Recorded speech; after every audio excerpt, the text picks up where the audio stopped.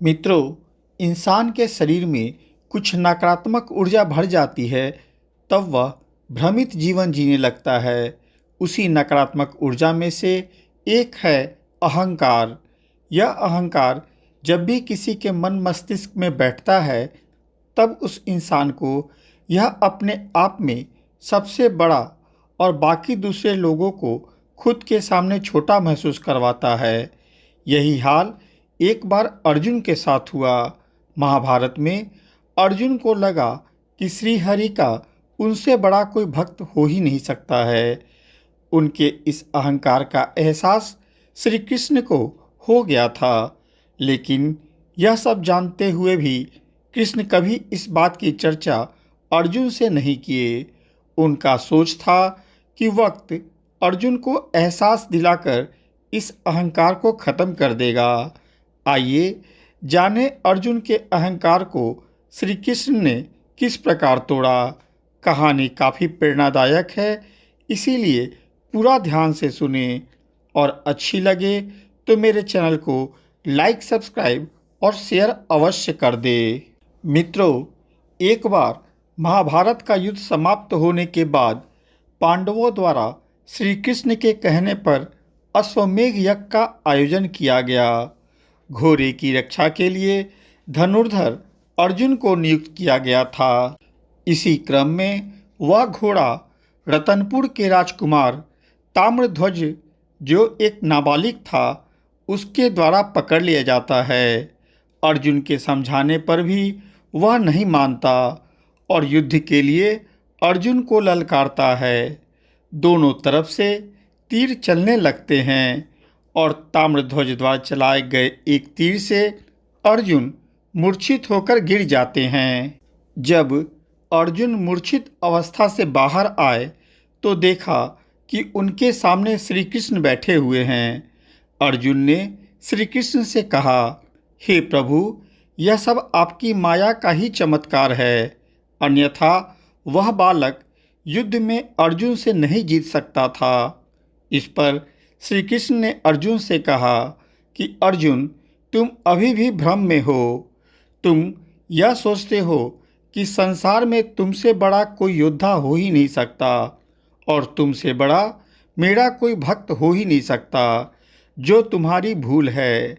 आगे श्री कृष्ण ने कहा कि तुम्हें अपने से बड़ा योद्धा तो मिल गया, और अगर अब अपने से बड़ा दानी और भक्त देखने की इच्छा है तो बताओ। तब अर्जुन ने कहा कि प्रभु, मैं अवश्य ही उस भक्त का दर्शन करना चाहूँगा जो मुझसे भी बड़ा आपका भक्त हो। तब श्री कृष्ण और अर्जुन ब्राह्मण का और यमराज सिंह का रूप धारण कर रतनपुर राज्य की ओर प्रस्थान किए।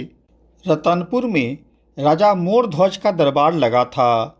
जैसे ही मोरध्वज को इस बात की खबर लगी कि कुछ साधु उनके राज दरबार में आए हैं, तुरंत उन्होंने अपना सिंहासन छोड़ साधुओं को प्रणाम कर आशीर्वाद लिया।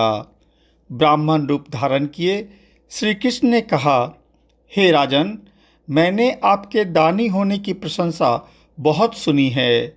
चारों ओर आपके यश की कृति है। आपके बारे में सुना है कि कोई भी खाली हाथ आपके दरबार से वापस नहीं जाता है। राजा मोरध्वज ने ब्राह्मण रूपी श्री कृष्ण से कहा कि यह भगवान नारायण की मुझ पर कृपा है कि आज तक मेरे दरबार से कोई खाली हाथ नहीं लौटा है। ब्राह्मण रूपी कृष्ण ने कहा कि हम वैसी कोई चीज़ नहीं मांगेंगे जो आपके अधिकार क्षेत्र से बाहर हो। श्री कृष्ण ने कहा कि हम तीन प्राणी बहुत लंबे समय से यात्रा कर रहे हैं। हम दोनों तो कंदमूल खाकर अपनी भूख शांत कर लेते हैं, परंतु मेरे साथ जो सिंह राज हैं वह मांसाहार भोजन करते हैं, और कठिन अवस्था यह है कि यह सिर्फ मानव का मांस ही खाते हैं। इतना सुनकर मोरध्वज बोले, हे ब्राह्मण देव, अगर यह बात है तो मैं खुद सिंहराज के समक्ष प्रस्तुत हूँ। अगर वह मेरा भक्षण करेंगे तो मैं खुद को धन्य मानूंगा। ब्राह्मण रूपी श्री कृष्ण ने कहा कि पृथ्वी पर स्वयं को दान करने वालों की कमी नहीं है। यदि सिंहराज स्वयं को दान करने वालों का भोजन करते तो हमें आपके पास आने की जरूरत नहीं पड़ती। महाराज मोरध्वज ने यह कहा कि अब आप ही बताएं कि इनके लिए मैं कैसा भोजन की व्यवस्था करूं। तब ब्राह्मण रूपी श्री कृष्ण ने कहा कि हमारे सिंहराज के लिए आपको रानी सहित आरा लेकर अपने पुत्र ताम्रध्वज को चीरना होगा, जिससे सिंहराज भोजन कर सके। श्री कृष्ण की यह बात सुनकर सारा दरबार आश्चर्यचकित रह गया।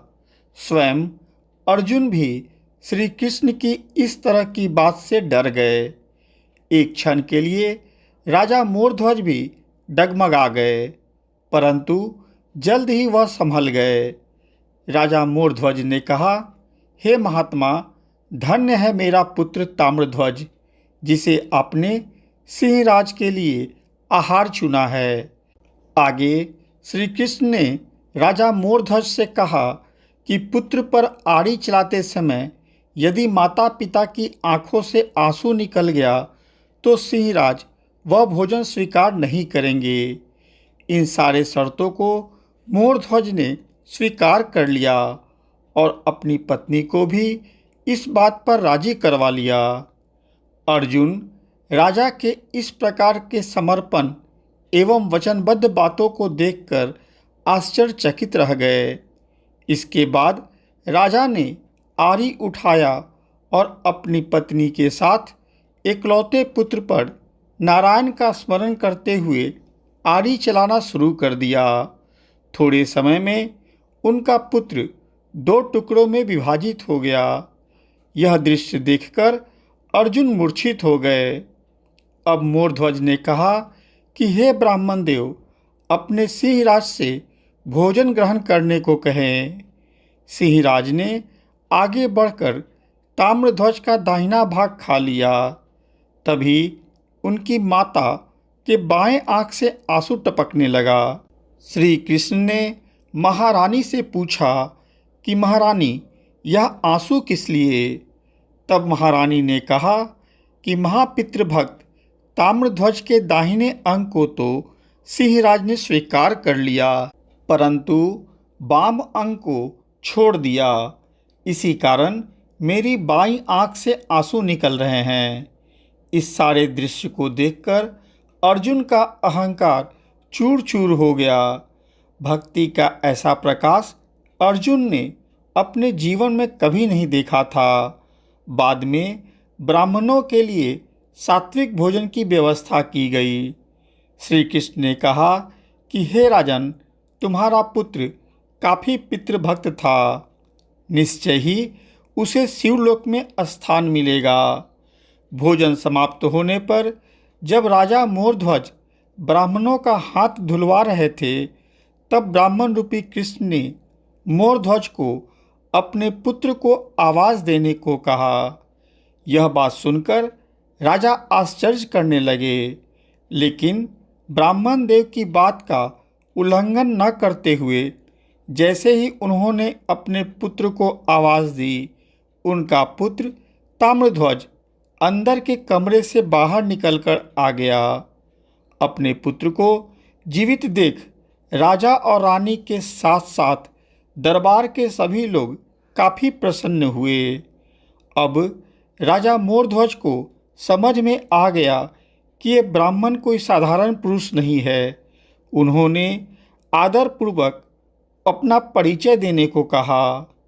परिचय पूछते ही श्री कृष्ण बड़े दरबार में अपना विराट रूप धारण कर सभी को अपना आशीर्वाद प्रदान किए। तब बोले, हे महादानी मोरध्वज, मैं तुम्हारी परीक्षा ले रहा था। तुम्हारा उदाहरण अर्जुन को दे रहा था। यह अर्जुन भूलवश अहंकार से मित्रता कर बैठा था और तुमने अपने पुत्र पर कभी आरी नहीं चलाई। तुम्हारा पुत्र तो अंदर था। मैंने अपने माया से तुम्हारे पुत्र के समान एक आकृति को गढ़ा था, परंतु तुमने अपने नारायण की प्रतिष्ठा रखी। तुम उनके परीक्षा में पूर्ण भक्त पाए गए। इतना सुनकर अर्जुन महादानी मोरध्वज के पैर पर गिर पड़े और कहा, हे परम पूज्य नारायण सेवक, आज मैं खुद को काफ़ी छोटा महसूस कर रहा हूँ। हमें आप माफ़ कर दें। आज मेरा सारा अहंकार खत्म हो गया। आज मैं खुद को काफ़ी साधारण सा पुरुष महसूस कर रहा हूँ। मुझे अहंकार हो गया था कि मैं काफ़ी बड़ा भक्त और योद्धा हूँ। मैं आप दोनों पिता पुत्र का आभारी हूँ कि आप दोनों ने मेरी आंखें खोल दी। मैं जीवन भर आप लोगों का ऋणी रहूँगा। मित्रों, इस प्रकार अर्जुन का अहंकार पूरी तरह टूट गया। श्री कृष्ण ने अपने परम भक्त अर्जुन को यह बताया कि बल, बुद्धि, विवेक और भक्ति की कोई सीमा नहीं होती है। कोई भी पुरुष यह नहीं कह सकता कि हम में यह चीज़ सबसे ज़्यादा है। उपरोक्त वर्णित कहानी आज भी लोगों के लिए एक सीख है। मित्रों, मेरे द्वारा प्रस्तुत यह कहानी आपको पसंद आई हो तो कृपया मेरे चैनल को लाइक, सब्सक्राइब और ज़्यादा से ज़्यादा शेयर अवश्य करें। साथ में बेल बटन भी दबा दें ताकि आगे आने वाली वीडियो की सूचना आपको मिल जाए। धन्यवाद।